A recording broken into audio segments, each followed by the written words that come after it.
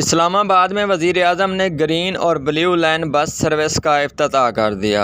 Green line بھارا کوہتا پیمز ہسپتال اور blue line کورالتا پیمز ہسپتال چلے گی۔ گرین لائن اور بلیو لائن میں 30 بسیں شامل ہیں۔ وزیر اعظم نے کہا کہ راولپنڈی کے عوام ایک اور سفری سہولت سے فیض یاب ہونے والے ہیں۔ سینئر اینکر پرسن عمران ریاض خان کے عدالتوں کے چکر تاحال رہائی نہ مل سکی۔ راولپنڈی کی FIA عدالت نے عمران ریاض کو دوبارہ اٹک کی عدالت میں بھیج دیا۔ اٹک کی عدالت نے فیصلہ محفوظ کر لیا۔ برطانوی دارالعلوم میں برطانوی وزیر اعظم سے استعفے کا مطالبہ۔ بورس جانسن کا کابینہ کے 39 وزراء اور مشیر مستعفی ہو گئے۔ استعفی نہیں دوں گا، برطانوی وزیر اعظم ڈٹ گئے۔ برطانوی وزیر داخلہ پریتی پٹیل نے بورس جانسن کو مستعفی ہونے کا مشورہ دے دیا۔ بورس جانسن کہتے ہیں کہ ان حالات میں مستعفی ہونا ملکی مفاد میں نہیں ہے۔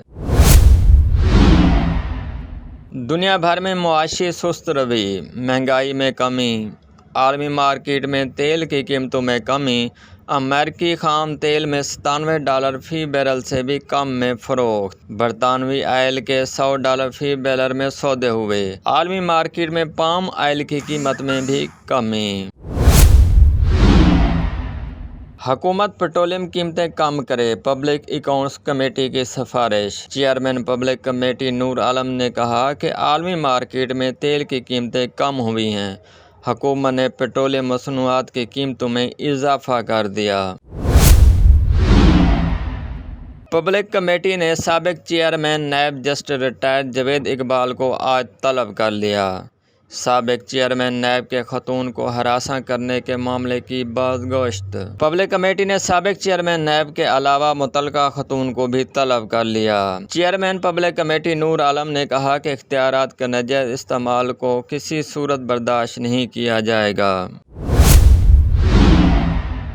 پنجاب اسمبلی کی 5 مخصوص نشستیں PTI کو مل گئیں۔ الیکشن کمیشن نے خواتین کی مخصوص نشستوں پر بطول زین، سہرا رضا اور فوزیہ عباس کا نوٹیفیکیشن جاری کر دیا۔ اقلیتی نشستوں پر حبکول گل اور سمیول یعقوب کا نوٹیفیکیشن بھی جاری کر دیا گیا۔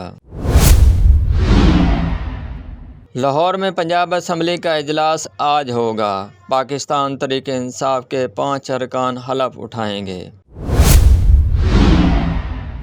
عمران خان نے چیچا وطنی میں جلسہ سے خطاب کرتے ہوئے کہا کہ الیکشن کمیشن اور لاہور میں بیٹھا شخص نون لیگ کو جتوانا چاہتا ہے۔